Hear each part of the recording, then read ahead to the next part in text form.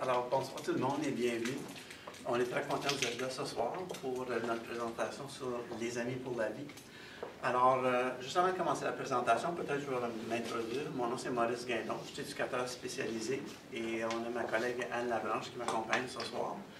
Nous deux, on travaille au centre psychosocial depuis très longtemps. On a plus de 30 ans de carrière dans le domaine de la santé mentale. Alors, notre expérience est variée. On a travaillé au niveau scolaire dans les classes de comportement. On a fait du programme résidentiel. On travaille aussi au centre dans un programme qui s'appelle Intervention en milieu de vie. Alors, ce programme-là, c'est on apporte une aide dans le milieu de vie de l'enfant, dépendant où est la demande de service. Et souvent, ça se trouve à la maison, alors pour appuyer l'enfant à la maison. Et présentement, on est dans notre 4e année dans ce beau programme ici, qui est un programme préventif qui s'appelle Les Amis pour la vie. Et ce soir pour vous le présenter. Et juste avant de ça aussi, je vais vous mentionner un petit peu au niveau du centre psychosocial. On est l'agence de santé mentale francophone de la grande région d'Ottawa, qui existe depuis plus de 30 ans. Alors, nos services sont toujours gratuits. On offre une panoplie de services où on a de la thérapie individuelle pour les enfants, on a de la thérapie familiale, du counseling parental. On offre aussi des ateliers d'information sur différentes thématiques pour les parents et prochainement, on a des nouveaux ateliers qui vont être lancés. Alors, vous êtes bienvenus. C'est des ateliers, vous n'êtes pas obligé de vous inscrire pour toutes les sessions, c'est vous choisissez la thématique qui vous intéresse. Aussi, on a des groupes spéciaux aussi pour les enfants. Des fois, c'est des groupes d'habileté sociale. On offre aussi de façon plus intensive le programme des Amis pour la vie au centre psychosocial. Alors, peut-être vous donner un petit aperçu d'où vient ce projet-là dans les écoles. Alors, nous, il y a environ 4 années, nous, notre ministère qui nous subventionne, c'est le ministère des services de l'enfance et à la jeunesse. Ils subventionnent notre centre et eux nous ont demandé d'offrir des services en santé mentale dans les 2 conseils scolaires parce qu'ils ont remarqué qu'il y a de plus en plus d'enfants qui se trouvent en détresse au plan psychologique. Alors, nous, quand on a été approché pour la subvention, mon superviseur me demandait qu'est-ce que tu penses que c'est la meilleure façon de rejoindre le plus d'enfants possible, alors aider le plus de population. Et nous, on a été formés dans l'approche des Amis pour la vie. Et on a proposé ce projet-là parce que ça travaille, c'est pas seulement un programme d'intervention, mais c'est surtout un programme de prévention. Alors, c'est bon pour une population générale. Et c'est pour ça qu'on a dit, bien, c'est cette façon-là qu'on va rejoindre le plus d'enfants possible dans les écoles. Alors maintenant, je vais vous présenter cet excellent projet-là qu'on appelle des Amis pour la vie. Alors, un petit peu du programme des Amis pour la vie, c'est le docteur Paula Barrett, qui est une rechercheuse prolifique australienne, psychologue, qui a fait beaucoup de recherches au niveau de l'anxiété avec surtout les adolescents, et aussi elle a approfondi avec les jeunes enfants plus tard. Et ensuite, elle a travaillé avec le programme Coping Koala, qui a été beaucoup modifié, qui est devenu Les Amis pour la vie. Alors, il existe depuis longtemps. Il est basé sur les meilleures pratiques. Alors, c'est basé sur des données probantes. Alors, il y a beaucoup d'études qui confirment que le programme fonctionne absolument à long terme. Et le programme il a été utilisé dans plusieurs différents pays et il a été traduit en plusieurs langues. Et nous, on est chanceux maintenant qu'on a le matériel didactique maintenant qui est disponible en français depuis environ 5 ans maintenant. Et présentement, ils sont en train de faire la révision même pour améliorer davantage le matériel didactique en français. Alors, comment est-ce que ce programme ici peut venir en aide aux enfants? Alors, la première chose, c'est que nous, on va donner des outils aux enfants pour les rendre plus résilients en général face à l'anxiété. Ça les aide beaucoup pour rehausser leur estime de soi. Ça les aide pour développer des stratégies pour mieux gérer avec des situations qui peuvent leur donner du stress. Ça les aide à développer des habiletés sociales, à être plus aptes à faire face à des situations où est-ce qu'ils vont vivre de l'intimidation.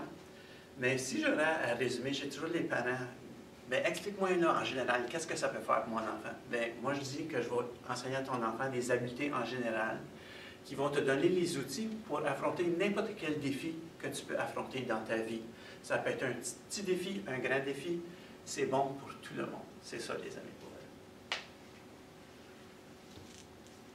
elle. Alors, je vais vous parler un petit peu de faits au niveau de l'anxiété. Il suffit que le programme est basé sur venir en aide pour les problèmes d'anxiété. Alors, c'est très, très normal. Toutes les personnes et tous les enfants vont ressentir de l'anxiété au courant de leur vie. Sauf que l'anxiété, ça devient seulement un problème avec les enfants si ça commence à avoir un impact où est-ce qu'il n'est plus en train d'être capable d'avoir des expériences heureuses sur une période prolongée. Et ça commence à affecter sa vie, puis ça peut être dans les différents milieux, à l'école, à la maison, et ainsi de suite. Alors, si ça commence à faire comme moyen long terme, que ça commence à avoir un impact, à ce moment-là, on peut commencer à questionner, ça se peut-tu qu'il y a quelque chose d'anxiété sous-jacente qui affecte mon enfant? D'après les recherches, les problèmes d'anxiété représentent une forme de détresse psychologique, environ 20% des problèmes en santé mentale. Nous, on a remarqué à notre centre, depuis plusieurs années maintenant, on a une augmentation des demandes au niveau de l'anxiété, surtout au niveau des adolescents. Alors, sauf que souvent les adolescents qui nous arrivent avec des problèmes anxieux, ce n'est pas juste à l'adolescence que les problèmes étaient présents. Ils étaient déjà présents dans un jeune âge. Selon les études aussi, qui ont remarqué qu'il y a beaucoup plus de filles que de garçons qui souffrent au niveau d'anxiété. Maintenant, je vais vous énumérer les grandes catégories des différentes formes d'anxiété. La phobie sociale, c'est la forme d'anxiété qu'on trouve la plus souvent au niveau des enfants. Alors, c'est l'anxiété sociale. Alors, souvent, ce qu'on remarque selon les recherches, c'est que ces enfants-là, souvent, ils sont retrouvés dans une situation où ils ont été extrêmement humiliés dans une situation sociale et l'impact a fait que ça a développé la phobie sociale, où est-ce qu'ils ne sont plus capables de supporter parmi des groupes de personnes. Il y a le trouble d'anxiété généralisée. Ça, c'est une personne qui se trouve avoir plus de deux problématiques anxieuses ou plus dans deux différentes sphères. Il y a le trouble d'anxiété de séparation. Alors, ça, c'est les enfants qui se retrouvent en détresse aussitôt qu'ils ne se sentent pas dans la présence d'une personne significative dans leur vie. La phobie spécifique, alors ça peut être spécifiquement une personne qui a peur des insectes, peur des auteurs, et ainsi de suite. Le syndrome de stress post-traumatique, alors ça, c'est une personne qui se trouve en détresse suite à un événement ou des événements dans leur vie, des événements marquants. Alors, ça peut être quelque chose de traumatisant, comme un gros accident de voiture, quelqu'un qui a vécu la guerre, et ainsi de suite. L'agoraphobie, alors la personne qui ne peut pas supporter d'être dans les espaces libres, dans les grandes foules, alors ils ne sont pas capables d'aller dans les centres d'achat, dans des spectacles, et ainsi de suite. Le trouble obsessionnel compulsif, alors ça, c'est les personnes qui développent des espèces de manies pour être rassurées, pour se sécuriser. Alors, ils développent des comportements, besoin de toujours se laver les mains parce qu'ils ont peur d'attraper des germes. Ils ont peur d'être envahis, alors ils vont constamment vérifier, s'assurer que la porte est bien verrouillée. Et ensuite, il y a l'attaque de panique. Alors, ça, c'est une personne qui se trouve en détresse. Qu'est-ce qui est très inquiétant au niveau de l'attaque de panique? Ça peut être vraiment imprévisible. Alors, tu te trouves dans une situation où est-ce qu'un exemple, ça serait que tu es en train de conduire une voiture et soudainement qu'il y a quelque chose qui déclenche au niveau d'un de tes sens, qui fait que tu te retrouves dans une attaque de panique. Au plan cognitif, tu réalises qu'il y a quelque chose qui ne va pas, tu veux réagir, sauf physiquement, tu es incapable. Tu es comme gelé. Est-ce qu'il y a des questions au niveau des différentes formes d'anxiété? Si jamais à n'importe quel moment donné, vous avez une question, ne pas hésiter de poser la question. Puis si je sais c'est quelque chose que je vais répondre peut-être plus tard dans la présentation, je vais seulement vous laisser savoir que l'information est à venir. Si jamais que je parle trop vite aussi, ne pas hésiter de me demander de ralentir. Alors, selon la recherche, ils ont remarqué qu'il y a un certain lien entre la problématique de l'anxiété et la dépression. Alors, souvent, ils remarquent que ces deux problématiques-là, ils vont se chevaucher. Alors, souvent, qu'est-ce qui arrive, c'est le jeune enfant qui a des problèmes d'anxiété. Si ce n'est pas traité, souvent, qu'est-ce qui arrive à l'âge adolescent? Non seulement qu'ils ont le problème d'anxiété, mais souvent, qu'est-ce qui va arriver, c'est que cet adolescent-là va développer la problématique de dépression aussi. Alors, à ce moment-là, tu as deux différentes problématiques à traiter. Sauf que, de l'opposé, on a remarqué qu'un jeune enfant, lui, habituellement, il y a soit une problématique ou l'autre. Alors, il peut être jeune et dépressif ou il peut être jeune et anxieux.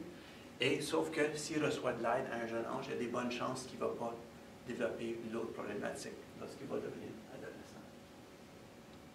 Et souvent, ce que je remarque, là, ça fait, nous, on est dans notre 4e année, ça fait plus de 100 enfants qu'on a rencontrés dans nos programmes des Amis pour la vie, Grandir entre amis. On a présenté dans plus de 30 différentes écoles. On est dans les 2 différents conseils scolaires. Et souvent, un commentaire qui me revient souvent dans mes présentations avec les parents, c'est souvent j'ai un parent qui me dit « Ah, si j'avais eu ce programme-là lorsque j'étais enfant, ça m'aurait beaucoup aidé. » Et souvent, on remarque que souvent les parents qui sont anxieux, ils ont des enfants qui vont être anxieux. Alors, on se pose souvent la question, bien, pourquoi nos jeunes se trouvent souvent en détresse émotionnelle de nos jours? Il y a plusieurs facteurs. Ça se peut qu'il y a d'autres facteurs qui ne sont pas là. Puis ça serait intéressant de voir, même si vous avez des hypothèses, peut-être que vous autres, vous avez une idée pourquoi que nos enfants peuvent se trouver en la détresse aujourd'hui. Alors, le premier facteur, c'est biologique, alors le bagage génétique avec lequel l'enfant va naître. Ensuite, il y a l'expérience vécue de la personne. Alors, au niveau des traumatismes, qu'est-ce qui est arrivé au niveau de son cheminement pendant la vie. Au niveau des traumatismes, qu'est-ce qui est intéressant aussi, c'est pas nécessairement que l'enfant a été obligé d'avoir vécu le traumatisme sans s'en rendre compte que les adultes peuvent transférer un traumatisme à leur enfant. Alors, un bon exemple de ceci, ça serait peut-être un parent qui vient d'un pays de guerre, qui a immigré ici au Canada, il y a très très longtemps. Il s'est installé ici au Canada, lui-même il a décidé d'avoir une famille, des enfants, et sans même en parler de son expérience à son enfant va capter au niveau de ses réactions. Alors, il va voir son parent, des fois, peut-être qu'il va devenir en détresse parce qu'un de ses sens est déclenché. Peut-être qu'il va éviter des endroits où c'est très, très bruyant parce que pour lui, ça lui ramène des souvenirs cognitifs au niveau des bruits qu'il entendait lorsqu'il était en guerre et tout ça. Où il va éviter de faire certaines choses. Et l'enfant, ben, lui, va adopter ces comportements-là pour voir, oh, ben, pourquoi maman est toujours en détresse quand on entend des gros bruits, elle se retrouve en foule, ainsi de suite. Alors lui va adopter des mêmes comportements qu'elle, puis pourtant, lui, n'a pas vécu le même traumatisme que son père. Il y a des enfants qui naissent déjà avec une trop grande sensibilité. Alors ça, c'est nos petits bambins qu'on remarque que souvent, même si on essaie tout notre possible de répondre à nos besoins, que c'est soit que boire, qui sont propres, et ainsi de suite, que c'est des enfants qui ont tendance à toujours être en train de pleurer, difficile à savoir qu'est-ce qui se passe, pourquoi ils ne sont pas confortables, on n'a pas de réponse. Alors, il y a des enfants qu'au niveau de la capacité d'adaptation, on dirait que ces petits jeunes-là, il y en a certains qui naissent avec comme des outils, une boîte à outils imaginaire, qu'eux autres, les nouvelles situations sont fronceurs, ils vont essayer, tout de suite, ils vont avoir une solution pour essayer de régler un problème. Tandis qu'on a d'autres enfants, on dirait qu'ils n'ont aucune ressource. Alors, ils n'ont pas eu cette petite boîte à outils imaginaire. Il y a le réseau de soutien restreint. Alors, ici, on parle de soutien communautaire ou soutien élargi. Alors, maintenant, la société dans les grandes villes est vraiment différente. Alors, autrefois, on était beaucoup plus en petits villages, en petites villes. On était très, très, très axé sur le communautaire. Alors, on avait beaucoup de réseaux. On savait qu'on n'avait pas besoin de s'inquiéter. On pouvait envoyer notre enfant dehors jouer. On savait qu'il y avait quelqu'un qui s'occupait de lui, quelqu'un qui était pour s'assurer qu'il était en sécurité, ainsi de suite. On avait une famille élargie, souvent grand-maman, grand-papa, t'as pas loin, t'as beaucoup impliqué dans notre vie, tante, oncle, ainsi de suite. Mais on remarque maintenant, dans la société, on a beaucoup moins de ça. On est vraiment dans notre petit cocon, notre petite famille. La vie est très, très occupée. Alors, souvent, c'est à la maison tout le temps. Et les modèles qu'on a à la maison, ça, c'est nos exemples qu'on a, comment est-ce qu'on va gérer les situations dans notre vie. Alors, si nos modèles sont très restreints, on n'a pas beaucoup d'exemples de comment est-ce qu'on gère des situations qu'on trouve des défis, où est-ce qu'on se trouve en détresse, qui peut nous poser de l'anxiété, des stress, ainsi de suite. Alors, on va adopter les modèles qu'on a reçus. Alors, si on n'a pas nécessairement les bons modèles, alors on va seulement répéter les modèles qu'on a reçus comme exemple. Il y a la relation avec les pères. Alors, on remarque souvent que nos chers enfants qui sont timides, qui ont tendance à être plus anxieux, malheureusement, ils ne s'entourent pas nécessairement des meilleurs exemples, les meilleurs pères. Déjà, pour eux, au plan social, c'est difficile pour eux de se faire des amis et ainsi de suite, de savoir c'est qui je dois choisir en tant que bon ami. Alors, si malheureusement, c'est des amis qui sont plus à leur détriment, qui leur donnent l'attention, mais pour eux autres, ils figurent, je veux tellement avoir des amis que je vais accepter ces personnes dans ma vie, malgré qu'ils sont en train de pas m'aider. À la place, c'est plus à mon détriment. Ensuite, il y a le style cognitif de l'enfant et de la famille. Alors, on remarque que souvent les enfants qui ont tendance à être plus anxieux et avoir des pensées erronées négatives, souvent, dans le style cognitif de la famille, c'est une façon de penser qui est similaire. Alors, c'est la famille qui a tendance à toujours voir le verre la moitié vide plutôt que la moitié plein. Alors, lui, il adopte une façon de penser de la même façon. Alors, comment est-ce qu'il va s'adapter et gérer une situation qui va lui causer de l'anxiété? C'est qu'il va toujours voir le mauvais côté de la situation. Et ensuite, le dernier, c'est le type d'attachement que l'enfant a reçu. Alors, au niveau de l'attachement, on parle d'un attachement sécurisant. Alors, un enfant, en temps normal, s'il y a un attachement sécurisant, lui, dès un jeune âge, il devrait se sentir capable d'explorer son environnement, sachant que lorsqu'il a besoin de sécuriser, de lui-même, il peut aller vers son parent et rechercher pour se sentir sécurisé. Alors, il est capable d'explorer de façon par lui-même. Tandis qu'un enfant qui n'a pas reçu un attachement sécurisant, lui va toujours se trouver en détresse. C'est très difficile pour lui de se détacher, d'aller explorer par lui-même, qui a toujours besoin de l'aide significative qui est là à ses côtés. Alors, c'est l'enfant qui n'est pas capable de faire rien sans maman, sans papa, par lui-même. Il n'est même pas capable d'aller jouer au sous-sol sans qu'il y ait quelqu'un de présent là, que tout de suite il se trouve en détresse. Il a besoin d'un parent qui est proche de lui. Alors, à ce moment-là, on peut commencer à questionner. Il y a possiblement eu quelque chose au niveau de l'attachement avec cet enfant-là. Est-ce que vous avez des idées, quel autre facteur qui pourrait contribuer pourquoi que nos enfants se retrouvent facilement en détresse selon vous?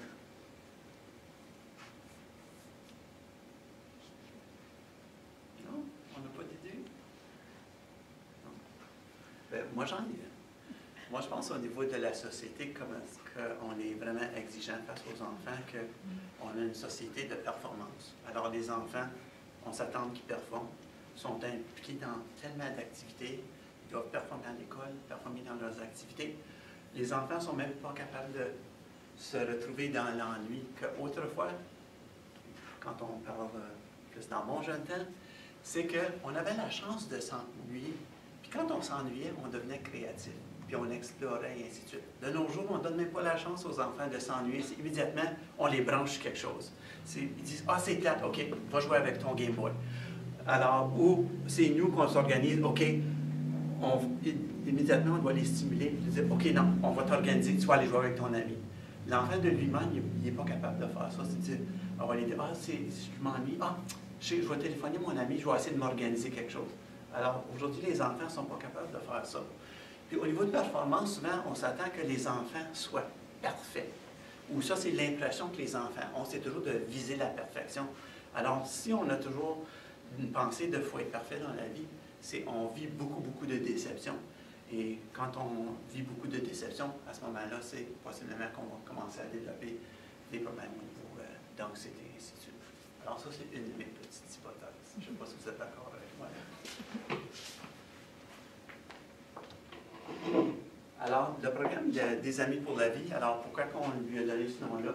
Bien, la première chose qu'on enseigne aux enfants, c'est que ton corps, c'est ton meilleur ami, et toi, tu dois apprendre à l'écouter. Pourquoi? Dans un premier temps, la raison que ton meilleur ami est toujours avec toi, il est à tes côtés, puis il est toujours avec toi en train de te donner des signes. Parce que peu importe quelle émotion tu es en train de vivre, ton corps va te laisser savoir avec une réaction. Alors, si tu es inquiète, si tu as peur de quelque chose, si quelque chose te cause de l'anxiété, tu es fâché, peu importe, immédiatement, il y a quelque chose qui va changer dans ton corps. Alors, si tu commences à l'écouter, à ce moment-là, tu vas prendre conscience de quelle émotion tu es en train de vivre, que aussi maintenant, tu dois faire quelque chose pour venir en aide pour toi-même, pour t'aider dans cette situation-là. Alors, un exemple, c'est « Ah, je me sens... Peut-être je vais parler de mes petits signes que j'avais tantôt parce que je n'étais pas filmé. J'avais une boule dans la gorge, je ressentais que j'avais comme des papillons dans mon ventre et je commençais à avoir de la transpiration. Ça, c'est mon corps qui est en train de me dire « OK, là, tu commences à être anxieux, nerveux face à quelque chose. Maintenant, tu as pris conscience de ça. Tu dois utiliser des mécanismes maintenant pour commencer à te calmer, pour être capable de gérer la situation. »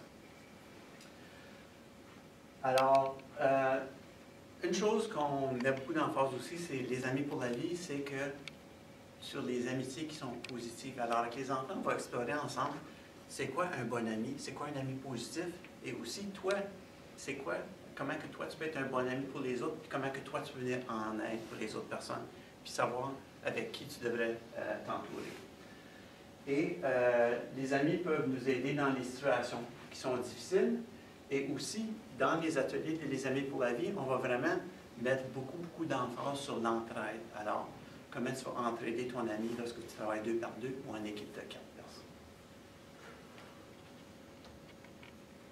Alors, la philosophie du programme est basée sur 2 choses. Alors, l'apprentissage par observation et l'apprentissage expérientiel.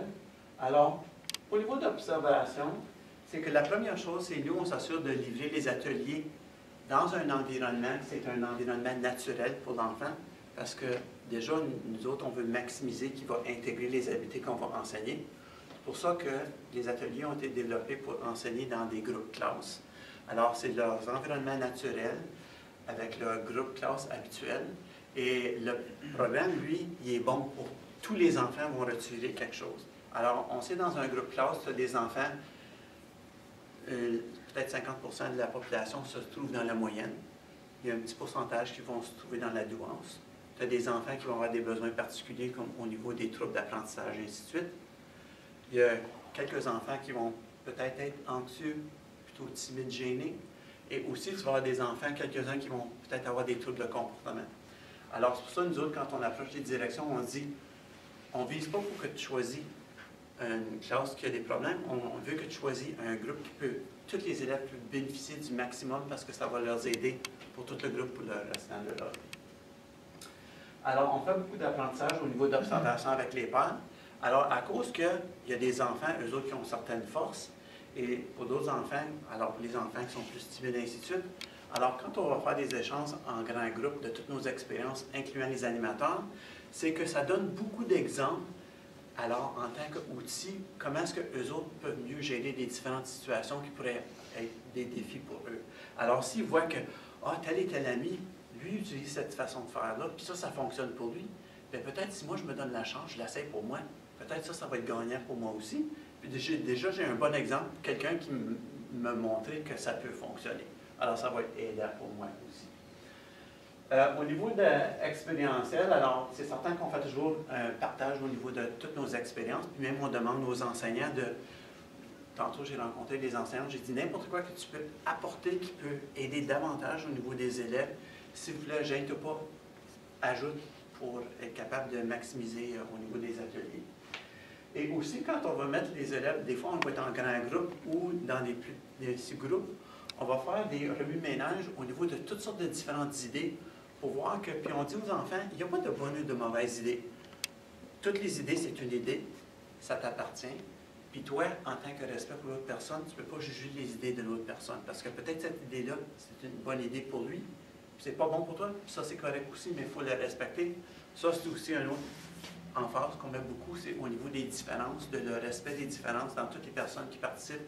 Peu importe la différence, peut être au plan cognitif, physique, et ainsi de suite, c'est que c'est très, très important qu'au niveau des amis pour la vie, on respecte beaucoup les différences de toutes les personnes en tant que groupe. Alors, les principes théoriques qui appuient le programme des Amis pour la vie, alors c'est basé sur un modèle au niveau de 3 dimensions. Alors, la première dimension, c'est au niveau physiologique, alors c'est au niveau de prendre conscience de notre corps lorsqu'on vit des émotions, des situations qui sont difficiles. Le deuxième, c'est au niveau au plan cognitif, parce que les personnes qui sont anxieux, ils ont tendance à avoir des pensées erronées, alors on va travailler beaucoup au niveau de pensée, capable de voir le bon côté des choses dans la vie, alors le côté positif. Et le dernier, c'est au niveau de l'apprentissage, alors au niveau de développer des stratégies pour être capable de mieux s'adapter à toutes les différentes choses qui peuvent être un défi dans la vie. Alors, ça va apporter fin à ce que nous allons projeter pour le moment ici sur le tableau intelligent. Maintenant, je vais demander votre attention ici. Maintenant, je vais vous expliquer de façon plus concrète comment est-ce qu'on va prendre ces 3 approches-là et on va vraiment les appliquer avec les enfants en salle de classe. Alors, si vous regardez ici, On appelle ça le plan Friends. Alors, pendant tous les 10 ateliers, nous, à chaque semaine, on va travailler une différente composante du plan Friends. Et je vais vous passer à travers de toutes les différentes thématiques que nous allons travailler. Alors, la première, ça va être au niveau de F, c'est Feelings. Alors, dans la lettre F, avec les enfants, on explore tout dans un premier temps au niveau des émotions. Alors, à reconnaître toute une panoplie d'émotions, être capable de reconnaître les émotions chez toi. Aussi important d'être capable de reconnaître les émotions chez les amis. Alors, parce que si toi, tu es un bon ami, quand tu vois ton ami est en train de vivre une émotion forte, toi, en tant que bon ami, tu veux savoir, est-ce que mon ami a besoin de mon appui, mon aide à ce moment-là? Alors, une fois qu'on travaille beaucoup au niveau des émotions, ensuite, là aussi, c'est prendre conscience que ton corps, ton meilleur ami, donne des signes. Une fois que tu es conscient de toutes ces choses-là, maintenant, tu peux passer à la lettre F, tu commences à travailler des moyens pour mieux gérer des situations. Alors, dans la lettre R, la première chose qu'on va leur enseigner, c'est la respiration profonde. Alors, pourquoi qu'on leur enseigne comment bien respirer? C'est un peu la technique de respiration comme tu utilises dans le yoga. Alors, dans un premier temps, c'est la seule chose physiologique sur laquelle une personne peut avoir un contrôle lorsque tu vis une émotion forte. Alors, on va faire des exercices avec les élèves, comment bien respirer.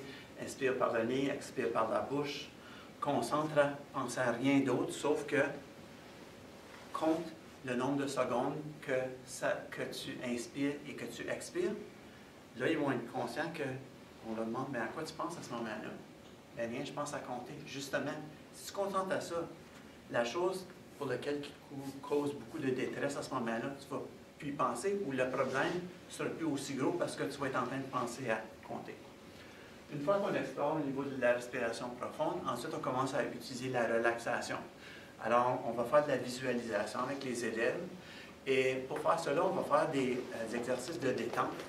Les élèves vont avoir 5 différents exercices de détente. Puis tous ces exercices-là, ils ont toute une thématique d'animal. Alors, les élèves, ils vont avoir le visage couvert, vont concentrer à respirer, et ensuite, on va leur faire vivre la relaxation. Alors, je vais vous donner un exemple. C'est au sujet d'une tortue.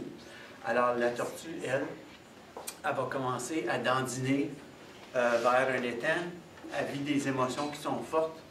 Soudainement, elle devient comme toute crispée. À ce moment-là, elle va contracter des muscles dans son corps. Alors, l'enfant aussi, on l'invite de contracter ses muscles et relâcher les muscles. Contracter, relâcher. Et en même temps qu'il est en train de détendre son corps, qui est tout tendu, il est en train de changer des idées, travailler ses émotions, qu'à la fin, la tortue qui vivait des émotions qui étaient difficiles, à la fin, est en train de vivre des émotions qui sont positives. Alors, on va travailler au niveau de la relaxation à ce niveau-là. Ensuite, on va travailler avec les enfants au niveau de reconnaître les personnes qui sont importantes dans leur vie, qui leur apportent beaucoup de bonheur, les expériences pour eux, qui sont des expériences heureuses, sur lesquelles ils peuvent faire appel lorsqu'ils se retrouvent en détresse, d'essayer de penser à des bons moments dans leur vie, et aussi quelles sont les choses qui leur font sentir bien et les endroits qui leur font sentir bien. Alors, explorer, c'est quoi tous les différents moyens que quand toi tu vis quelque chose de difficile, que tu peux utiliser pour être capable de commencer à retrouver le calme, pour t'aider dans ces situations-là qui sont difficiles. L'autre chose qu'on a ajoutée au programme, qui est une stratégie très, très intéressante, puis je vais vous la présenter ici, je vais vous l'expliquer. Ensuite, je vais demander à Mme Anne qu'elle va nous faire jouer une petite vidéo qui va montrer la stratégie en action actuellement. Alors, nous, on a nommé cette stratégie-là « Mon ange de protection », qui est juste ici. Alors, on enseigne aux enfants que, dans un premier temps, on a tout entendu parler de ça, qu'en quelque part, on a comme des anges qui veillent sur nous, puis avec les enfants, on essaie d'explorer. OK, as-tu déjà entendu comme, en quelque part, on a comme une présence qui est là, on la ressent, mais pas vraiment là, mais on sait qu'il y a quelqu'un qui veille sur nous, puis là, ils sortent toutes leurs idées, là, ils vont sortir avec. C'est Jésus, c'est toutes sortes d'affaires. Puis on dit, oui, tout ça, toutes ces choses-là, pour différentes personnes, dépendant de quoi tes croyances, ça peut être ça. Mais nous, on dit aussi qu'il y a comme un esprit, il y a quelque chose là qu'on ressent, qui est là pour nous guider. Sauf cette personne-là ou cette chose-là, toi, tu peux l'appeler quand tu l'as besoin. Puis quand tu vas l'avoir besoin, c'est quand tu vas avoir besoin d'avoir d'aide parce que tu manques de confiance. Alors, et ceci, c'est basé vraiment sur des thérapies qu'utilise dans la thérapie EMDR et ça fonctionne vraiment. C'est pas, alors, je vais vous expliquer comment ça se fonctionne. Alors, on enseigne aux enfants que dans un premier temps, tu te mets dans une position qui est confortable. Ça peut être assis, ça peut être debout. L'important, c'est qu'à ce moment-là, qu'est-ce que tu vas faire? Dans un premier temps, tu vas concentrer à utiliser ta respiration très profonde. Et ensuite, la première chose, puis c'est vraiment une mécanique. Si tu veux que ça fonctionne, tu dois respecter la mécanique.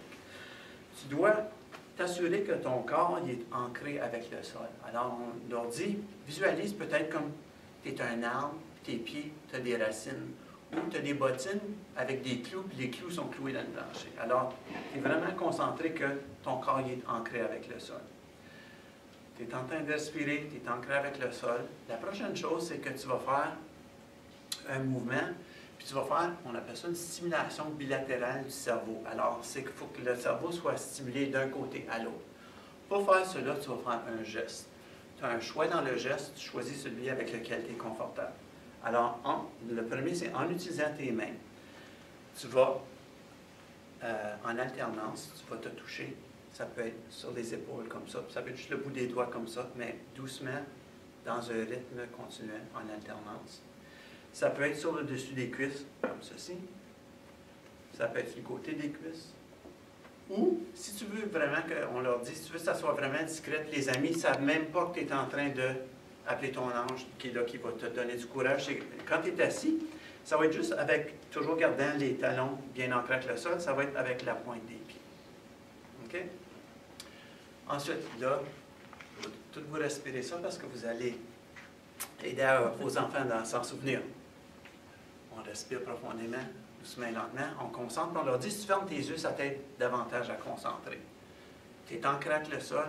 Stimulation bilatérale, c'est vraiment, la clé, c'est en alternance. C'est pas taper comme ça ne fonctionne pas. C'est en alternance. OK? La dernière chose qui est importante, c'est que tu vas te répéter une parole. La parole que tu vas te répéter, c'est la suivante, qui est ici sur mon affiche.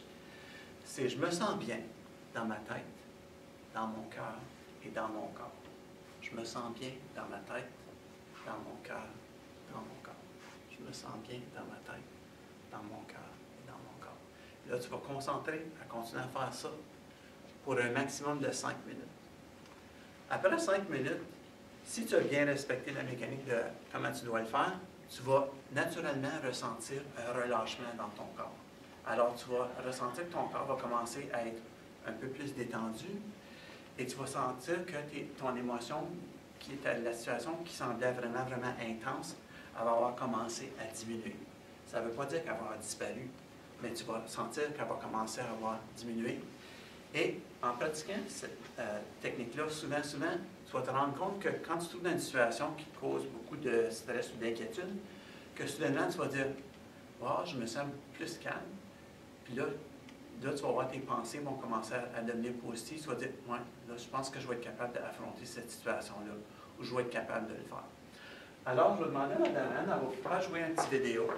Alors, ceci, c'est intéressant, c'est par hasard, j'ai un enseignant dans lequel on a animé des ateliers, que c'est lui qui m'a présenté son vidéo-là. Il dit « Monsieur Maurice, il dit, tu ne peux pas croire ce que j'ai trouvé par hasard. Ça, c'est un athlète professionnel de tennis qui est en train d'utiliser la relaxation, la stratégie avant un match de tennis. »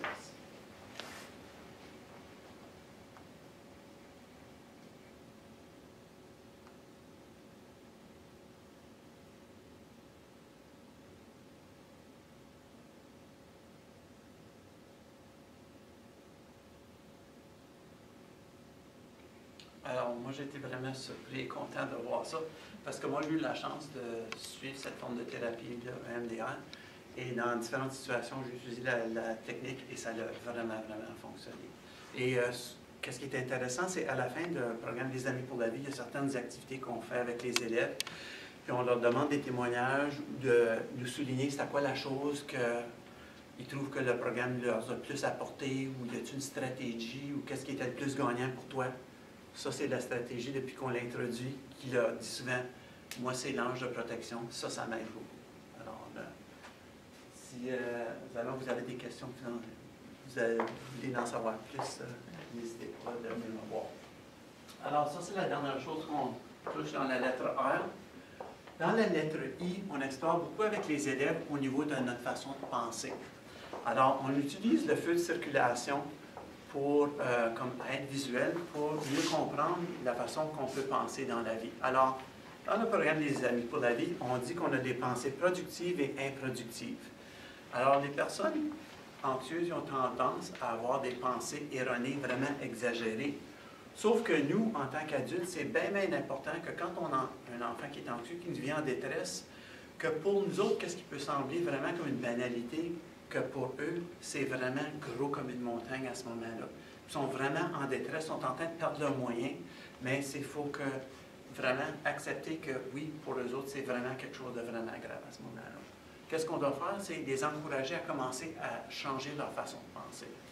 Alors, nous, les pensées improductives et productives, on nomme ça, les productives, c'est des pensées vertes. Alors, c'est comme le feu de circulation. Quand le feu est vert, ça te permet d'avancer sur la route. Et on dit, ça te permet d'avancer dans la vie.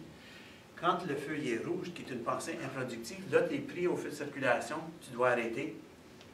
Si tu prends le risque d'avancer, il peut y avoir des dangers. Et ensuite, tu dois attendre jusqu'à temps que le feu devienne vert. La seule façon qu'il va devenir vert dans la vie, c'est toi, tu dois travailler tes pensées. Alors, je vais vous donner un exemple d'une situation. Alors, si on dit à un élève que lui doit faire une présentation orale en avant de la salle de classe, qui a tendance de voir toujours le mauvais côté, il va dire « Oh non, je suis trop inquiet, je ne suis jamais capable de le faire. Ah, qu'est-ce qui arrive, j'oublie mon texte. Ah, là, j'ai peur, peut-être que les amis vont rire de moi. Ah non, je sais certain, je vais avoir un D comme la dernière fois. Ah, je sais que vraiment mon parent va être insatisfait de ma présentation, ainsi de suite. » Alors, on explore avec les élèves. Là, ça, c'est un feu rouge. Est-ce que tu penses que tu vas être capable de faire ta présentation? Mais non. Ben pourquoi? Ben, là, je sais déjà, ben, je vais avoir une mauvaise note, puis moi. Bien là, tu es en train de te convaincre déjà toutes ces choses-là, même avant, on ne sait même pas le résultat encore. Sauf si tu prends la même situation, si à la place, tu sais pour toi que tu n'aimes pas ça de faire des présentations orales, pour toi c'est quelque chose, c'est un défi, c'est difficile. Mais à la place, c'est concentre, utilise tes moyens de